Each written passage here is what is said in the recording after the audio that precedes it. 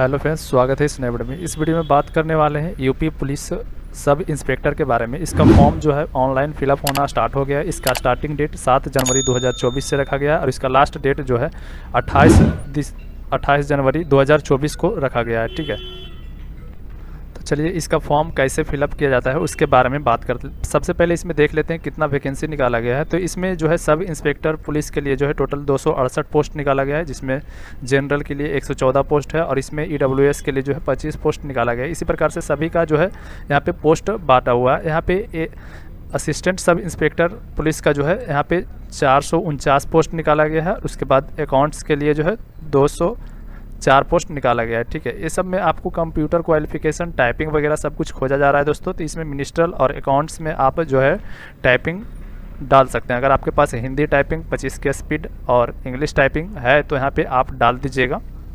यहाँ पे पेमेंट की बात कर लें कि आपका पेमेंट कितना लिया जा रहा है। तो यहाँ पे ईडब्ल्यूएस और ओबीसी जनरल के लिए जो है 400 रुपया लिया जा रहा है और यहाँ पे एससी एसटी के लिए भी 400 लिया जा रहा है। यहाँ पे फीमेल कैटेगरी के लिए भी 400 पेमेंट लिया जा रहा है। यहाँ पे एज की बात करें, एज आपका जो है 21 ईयर से लेकर 28 ईयर्स तक आपको लिया जाएगा। इसमें कुछ छूट भी दिया जा रहा है दोस्तों। अगर आप उत्तर प्रदेश के निवासी हैं तो इसमें आपको 3 साल और 5 साल का छूट दिया जाएगा। तो यहाँ पे जो है आप एज कैलकुलेट कर लीजिएगा, उसके बाद आप फॉर्म को फिलअप कर सकते हैं। तो चलिए अब फॉर्म फिलअप करना स्टार्ट करते हैं दोस्तों। अगर इससे पहले अगर आप हमारे चैनल को सब्सक्राइब नहीं किए हैं तो चैनल को सब्सक्राइब जरूर कर दीजिएगा और अपने दोस्तों के पास शेयर भी ज़रूर कीजिएगा। तो चलिए वीडियो शुरू करते हैं। सबसे पहले आपको चले आना है ऑफिशियल वेबसाइट पे। ऑफिशियल वेबसाइट पे आने का लिंक हमने डिस्क्रिप्शन बॉक्स में दिया हुआ है, वहाँ से क्लिक करके आप ऑफिशियल वेबसाइट पे आ सकते हैं। जैसे ही आप ऑफिशियल वेबसाइट पे आइएगा, यहाँ पे अप्लाई ऑनलाइन वाले ऑप्शन पे क्लिक कर देना है। जैसे ही आप यहाँ पे क्लिक करते हैं, सबसे पहले यहाँ पे आपको जो है नेम फिलअप कर देना है। आपको अपना नाम डाल दीजिएगा, यहाँ पे लास्ट नेम डालिएगा, यहाँ पे फुल नेम आपको लिख देना है। ठीक है, यहाँ पे फर्स्ट नेम, यहाँ पे लास्ट नेम और यहाँ पे फुल नेम लिखना। यहाँ पे नीचे आइएगा तो यहाँ पे डेट ऑफ बर्थ आपको सेलेक्ट कर लेना है। डेट ऑफ बर्थ यहाँ पे बारीकी से कैलेंडर वाइज जो है दिया गया है, यहाँ पे आप सेलेक्ट कर सकते हैं। जैसे ही डेट ऑफ बर्थ सेलेक्ट करते हैं, यहाँ पे फादर नेम डालना है, मदर नेम डालना है। नीचे आइएगा, यहाँ पे आपको जेंडर सेलेक्ट कर लेना है, आप मेल है या फिर फीमेल है। उसके बाद यहाँ पे आपको मोबाइल नंबर डालना है, मोबाइल नंबर वेरीफाई कर लेना है। नीचे आइएगा, यहाँ पे आपको आधार नंबर डाल देना है। आधार नंबर ऑप्शनल यहाँ पे दिया गया, अगर आपके पास है तो डाल सकते हैं, नहीं तो आप इसे खाली छोड़ सकते हैं। यहाँ पे ईमेल आईडी आपको डाल देना है, यहाँ पे कन्फर्म ईमेल आईडी कर लेना है। उसके बाद आपको जो है नीचे चले आना है। नीचे आइएगा तो यहाँ पे जो है आपको नेशनलिटी सिलेक्ट करने के लिए बोला गया है। नेशनलिटी आप जो है इंडियन सेलेक्ट कर लीजिएगा। उसके बाद आपको फिर से नीचे चले आना है। यहाँ पे आपको निवास पूछा गया, अगर आप उत्तर प्रदेश के निवासी हैं तो यहाँ पे आपको यस कर देना है। उसके बाद यहाँ पे भी आपको यस कर देना है। अगर आप कैटेगरी में छूट लेना चाहते हैं तो यहाँ पे भी यस कर दीजिए। उसके बाद जो है यहाँ पे निवास प्रमाण पत्र, आपका निवास प्रमाण पत्र किस जो है अथॉरिटी के द्वारा बनाया गया है, यहाँ पे आप सेलेक्ट कर लीजिए। डिस्ट्रिक्ट मजिस्ट्रेट या फिर एडीएम के द्वारा बनाया गया है या फिर सब डिविजनल मजिस्ट्रेट के द्वारा बनाया गया है। यहाँ पे आप जो है इशू डेट डाल दीजिएगा निवास का, यहाँ पे सीरियल नंबर डालिएगा। नीचे आइएगा, अगर आपके पास निवास प्रमाण पत्र नहीं है तो इसका जो है आप उत्तर प्रदेश से आप जो है छूट नहीं ले पाएंगे। तो यहाँ पे जो है आपको निवास प्रमाण पत्र डाल देना है। नीचे आइएगा, यहाँ पे जो है आपको होम डिस्ट्रिक्ट सेलेक्ट कर लेना है, किस डिस्ट्रिक्ट से आप बिलोंग करते हैं। यहाँ पे आपको कैटेगरी सर्टिफिकेट जो है मांगा गया, अगर आप एसी या फिर ओबीसी या फिर जनरल से बिलोंग करते हैं तो यहाँ पे आप जो है ईडब्ल्यूएस लगा सकते हैं। तो यहाँ पे आपको ईडब्ल्यूएस अपलोड भी करना है दोस्तों, अगर आप उत्तर प्रदेश के निवासी हैं। तो यहाँ पे फ्रीडम फाइटर के बारे में पूछा गया है, अगर नहीं है तो यहाँ पे नो कीजिएगा। यहाँ पे यूपी गवर्नमेंट एम्प्लॉय के बारे में पूछा गया, अगर हैं तो यस कीजिएगा, नहीं तो आपको नो कर देना है। नीचे आइएगा, यहाँ पे एक्स सर्विसमैन के बारे में पूछा गया, अगर हैं तो यस कीजिएगा, नहीं तो आपको नो कर देना है। यहाँ पे पूरी डिटेल्स में आपको जो है 10th का डिटेल्स भरना है, उसके बाद 12th का, उसके बाद ग्रेजुएशन, उसके बाद अगर आपके पास पीजी है तो यहाँ पे डाल सकते हैं। अगर आपके पास कंप्यूटर सर्टिफिकेट है तो यहाँ पे डाल सकते हैं। तो कंप्यूटर सर्टिफिकेट भी आप यहाँ पे लगा दीजिएगा दोस्तों, ताकि आपको अच्छी छूट मिल सके। तो यहाँ पे आप जो है बोर्ड का नाम डाल दीजिएगा, अगर 10th किस बोर्ड से पास किए हैं वो यहाँ पे डाल देना है। किस ईयर में आपने पास किए हैं 10th वो यहाँ पे आपको जो है मंथ और यहाँ पे ईयर सेलेक्ट कर लेना है, किस ईयर में आपने जो है 10th पास किया।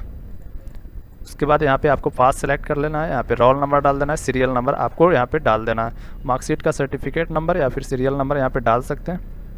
नेक्स्ट में आपको इंटर का यहाँ पे बोर्ड नेम लिख देना है। यहाँ पे आपको जो है कब पास किए वो यहाँ पे आपको लिख देना, सेलेक्ट कर लीजिएगा बारीकी से। यहाँ पे पासवर्ड, यहाँ पे आपको रोल नंबर लिख देना है। उसके बाद सर्टिफिकेट नंबर या मार्कशीट नंबर यहाँ पे आप लिख सकते हैं। यहाँ पे ग्रेजुएशन आपको बैचलर ऑफ कॉमर्स है या फिर बैचलर ऑफ, अगर आपका डिग्री इसमें से किसी में नहीं आ रहा है तो यहाँ पे एनी अदर बैचलर डिग्री वाले ऑप्शन पे क्लिक करके यहाँ पे जो है आप स्ट्रीम का नाम लिख सकते हैं। यहाँ पे आप जो है बोर्ड का नाम लिख दीजिएगा, यहाँ पे कब पास किए हैं वो यहाँ पे आपको सेलेक्ट कर लेना है। नीचे आइएगा, यहाँ पे पासवर्ड सेलेक्ट करके आप जो है रोल नंबर यहाँ पे लिख दीजिएगा, सर्टिफिकेट नंबर या फिर मार्कशीट नंबर यहाँ पे आप लिख सकते हैं। अगर पीजी का यहाँ पे सर्टिफिकेट है तो डाल दीजिएगा, नहीं तो आप इसे खाली छोड़ सकते हैं। यहाँ पे अगर आपके पास कोई अदर क्वालिफिकेशन कंप्यूटर नॉलेज है तो यहाँ पे आप लिख सकते हैं। अगर नाइलेट के द्वारा ओ लेवल का सर्टिफिकेट आपको प्राप्त है तो यहाँ पे ओ लेवल सेलेक्ट करके आप जो है बोर्ड का नाम यहाँ पे लिख सकते हैं। उसके बाद जो है यहाँ पे आप कब पास किए हैं वो यहाँ पे आपको सेलेक्ट कर लेना है। यहाँ पे आइएगा, आपको पास सेलेक्ट करके आपका रोल नंबर लिख देना है, सीरियल नंबर लिख देना है। नीचे आइएगा, यहाँ पे आपको प्रेफरेंस आपको फर्स्ट किसको देना चाहते हैं वो यहाँ पे आपको सेलेक्ट कर लेना है। अगर आप कॉन्फिडेंटल सब इंस्पेक्टर पुलिस में भरते हैं तो आपको शॉर्ट हैंड लिया जाएगा। अगर आप मिनिस्ट्रल में भरते हैं तो आपसे जो है यहाँ पे कोई क्वालिफिकेशन नहीं खोजा जाएगा, आपको सिर्फ सिंपल में टैपिंग मारना है। तो यहाँ पे आपको नो सेलेक्ट कर लीजिएगा। अगर कॉन्फिडेंटल आपको शॉर्ट हैंड नहीं है तो यहाँ पे आपको नो कर दीजिएगा।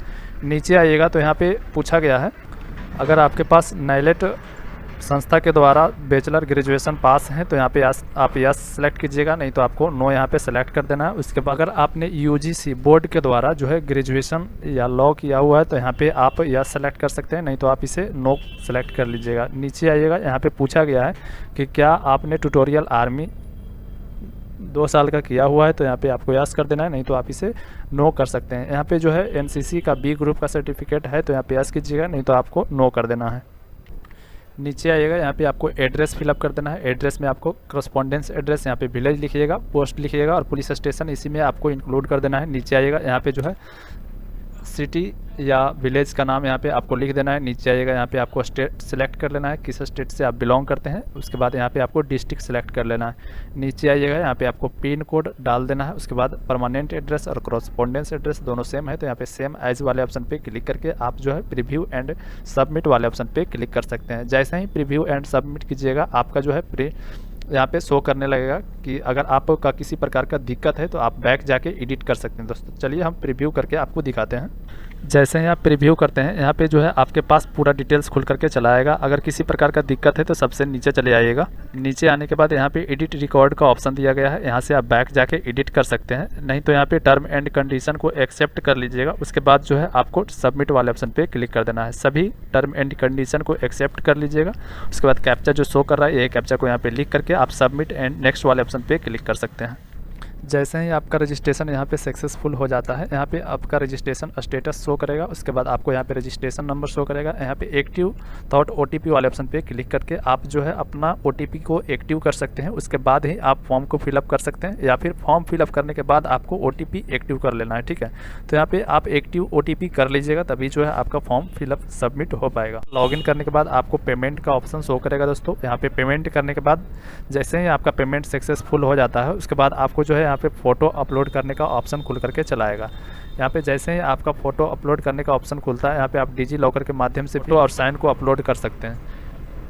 यहाँ पे आपको फ़ोटो अपलोड कर देना है, 20 से 50 KB के बीच में होना चाहिए और यहाँ पे आपको साइन अपलोड कर देना है, 5 से 20 KB के बीच में होना चाहिए।